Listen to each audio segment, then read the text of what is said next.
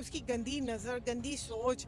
कभी मुझे कहता था अपने हाथों से रोटी खिलाओ, कभी कहता था जानू चाय पिलाओ। फर्क डैडी साहब ने तो आपको तलाक दे दी थी, जी बिल्कुल दे दी थी। फिर आप क्यों? वो बच्चियों की खातर उसे खाना खिलाऊं, शोल्डर पे हाथ रखना, पाँव पकड़ के दबाना, टांगे पकड़ लेनी, ये किस हदीस में लिखा है, ये किस कानून में लिखा है? और मीडिया में कहता है बच्चियां हमें दे दो। किस मुंह से दे दें आपको बच्चियां? शर्म नहीं आती? उस घर में महफूज है, उस घर में हर तरह का बंदा आ रहा है उस घर में, क्या बच्चियों के लिए वो घर? तारक डैडी सारी दुनिया के फेस पे मुस्कुराहटें बखेरने वाला आज दुनिया से तो चला गया, लेकिन उसको कब्र में भी सुकून नहीं। अस्सलाम वालेकुम नाजरीन, मैं हूं आपका मेज़बान ज़ीशान इलाही और आप देख रहे हैं बोलता पाकिस्तान डिजिटल। नाजरीन, दुनिया को हंसाने वाला दुनिया से चला तो गया। हाँ, यहाँ पे बात कर रहे हैं तारक डैडी की। सारी दुनिया के फेस पे मुस्कुराहटें बखेरने वाला आज दुनिया से तो चला गया, लेकिन उसको कब्र में भी सुकून नहीं। यहाँ पे उसकी दूसरी वाइफ कह सकते हैं, उनकी अहलिया जो हैं वो हमारे साथ मौजूद हैं, कब्र पे बैठी रोते हुए नज़र आई हैं। तो हम यहाँ पे पहुँच चुके हैं, तो उनसे बात करते हैं कि वो आखिर तारक डैडी साहब की कब्र पे बैठ के क्यों रो रही हैं, इनका क्या मुतालबा है तारक डैडी की कब्र पे आने का, और रोना इनका क्या मकसद है रोने का। अस्सलाम वालेकुम। वालेकुम सलाम। कैसी हैं आप? मैं ठीक हूँ। यहाँ पे कब्र पे आके रोना, परेशान होना, किस वजह से आप आई हैं यहाँ पे तारक डैडी की कब्र पर? वो तो दुनिया के चेहरों पे मुस्कुराहटें बखेरते थे, लेकिन आप उनकी कब्र पे बैठ के रो रही हैं।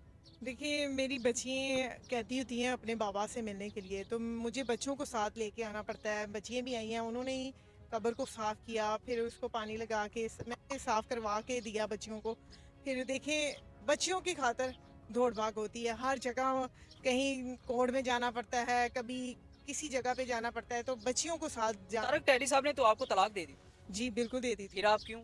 वो बच्चियों की खातर, वालदैन तो हम रहेंगे वो बच्चों के लिए, पर रिश्ता हमारा दोनों का ख़त्म हुआ था बच्चियों के लिए। तारक डैडी उनका बाप रहेगा और मैं उनकी माँ रहूँगी।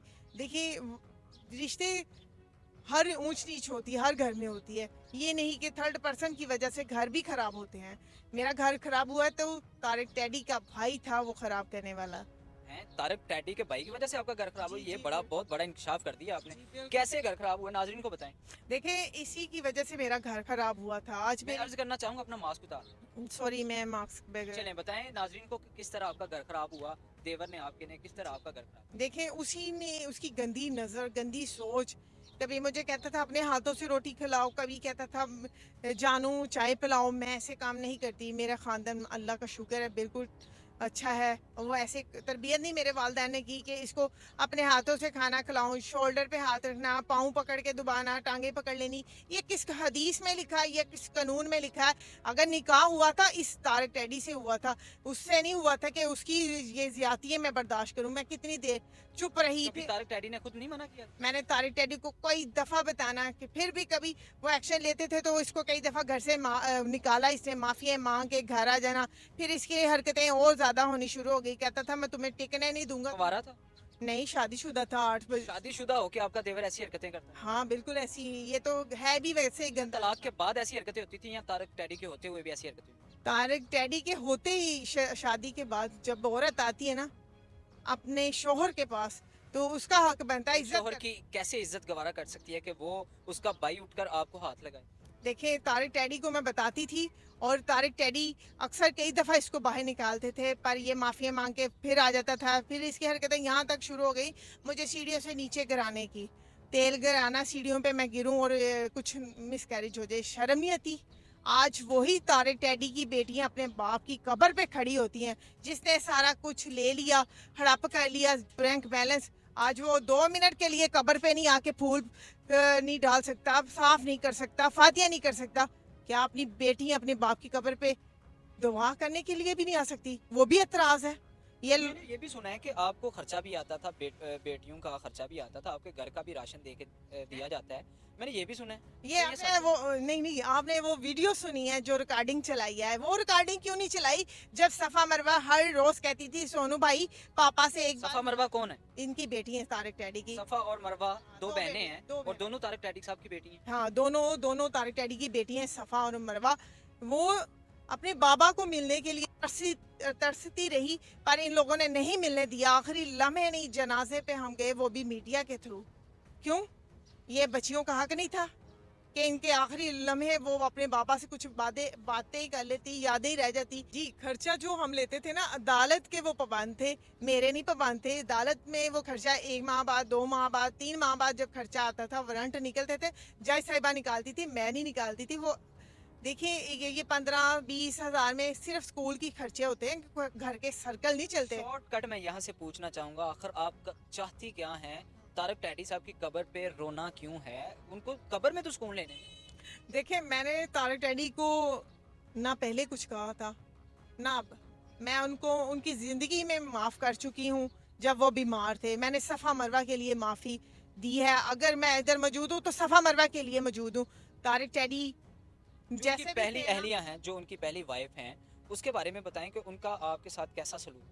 देखिए, तारक डैडी की पहली मिसेस का इंतकाल हो चुका है, सेकंड मैं हूँ, और सेकंड में से 2 बेटी हैं और पहली में से 1 बेटा है, जो जुनैद है, सीएम हाउस में जॉब कर रहा है, और उसको ही अमदाद मिली है, हमें कुछ नहीं मिला कहीं से।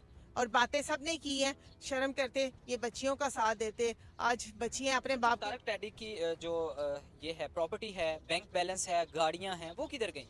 वो इस बेटे के पास है, घर, बैंक बैलेंस और गाड़ी।